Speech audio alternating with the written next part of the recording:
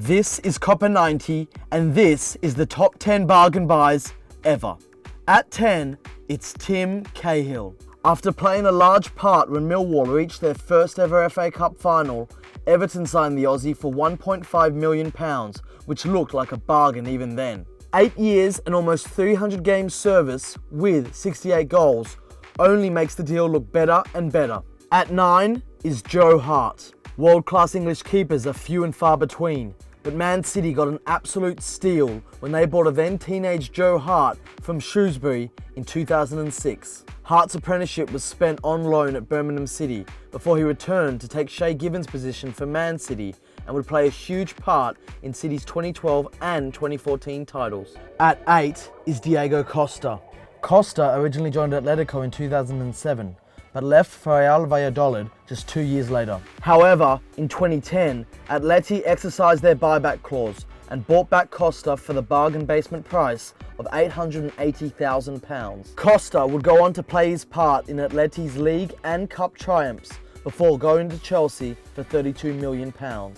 At 7 is Robin van Persie's transfer from Feyenoord to Arsenal. He may have come to England with a troubled reputation, but the £2.75 million Arsenal paid for RVP would prove to be a great piece of business. Once he got over his injuries and attitude problems, he proved to be genuine world-class talent and would be sold to Man United for nearly 10 times as much. At 6 is Alessandro Del Piero.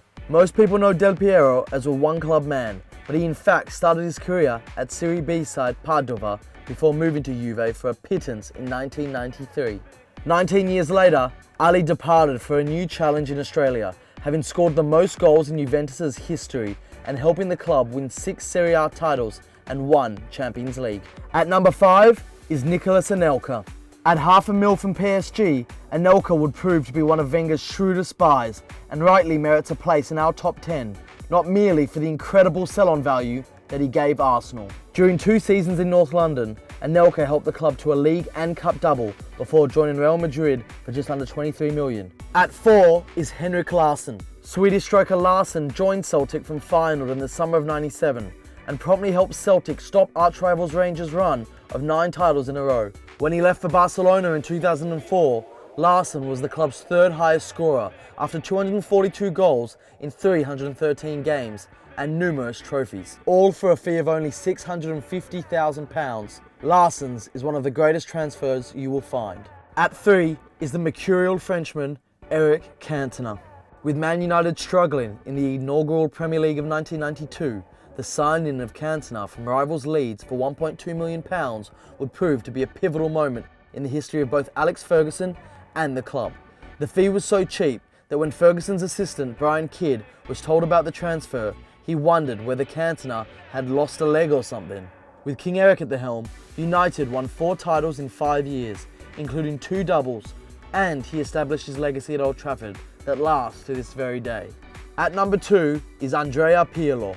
What's better than getting Italy's best playmaker of the last decade for absolutely nothing? How about getting Italy's best playmaker from one of your biggest title rivals and then going on to dominate with him in the lineup? Doesn't sound possible, but that's what Juventus managed to achieve in 2011 after AC Milan let Pirlo's contract run down. Big mistake, as Pirlo would make Juve almost unbeatable in Serie A, as he helped the old lady to 3 successive titles. And at number 1 is Peter Schmeichel. Sir Alex Ferguson has described the signing of the Great Dane as the bargain of the century. And if it's good enough for Fergie, well, it's good enough for us. With 5 Premier League titles, 3 FA Cup wins, a League Cup and Champions League triumph during 8 years at Old Trafford, it's hard to disagree, especially for a fraction over £500,000.